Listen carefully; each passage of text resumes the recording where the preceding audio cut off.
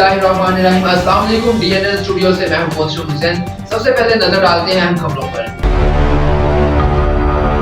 आशिकाने रसूल सल्लल्लाहु अलैहि वसल्लम, मुहिब्बे वतन, अर्ज़ पाक के बेदाग सियासी लीडर, जमाली खानदान के सरदार, साबिक वजीर आज़म पाकिस्तान ज़फ़रुल्लाह खान जमाली को हमसे जुदा हुए 1 बरस बीत गया। आज जाफराबाद में सरकारी तातील और पाकिस्तान भर में जमाली कबीला उनकी याद में मुख्तलिफ तकरीबात मुनक्किद कर रहा है। बलोचिस्तान से सजावल जमाली की रिपोर्ट के मुताबिक ज़फ़रुल्लाह जमाली उन सियासी रहनुमाओं में शुमार होते थे जिनको पाकिस्तान के चारों सूबों में बराबर चाहा जाता था। 2 दिसंबर 2020 में आप मामूली सी अलालत के बाद जहाने फानी से रुखसत हुए। आप 1985 में पहली बार रुकने असेंबली मुंतखब हुए। 2002 में आपने 15वें वजीर आज़म पाकिस्तान का ओहदा संभाला और 26 जून 2004 को वजीर आज़म के ओहदे से मुस्ताफी हो गए। आप 1944 को बलोचिस्तान के गाँव रोजा जमाली में पैदा हुए। सेंट लॉर्सन कॉलेज और एचिसन कॉलेज से तालीम हासिल की। 1965 में पंजाब यूनिवर्सिटी लाहौर से तारीख में मास्टर डिग्री हासिल की।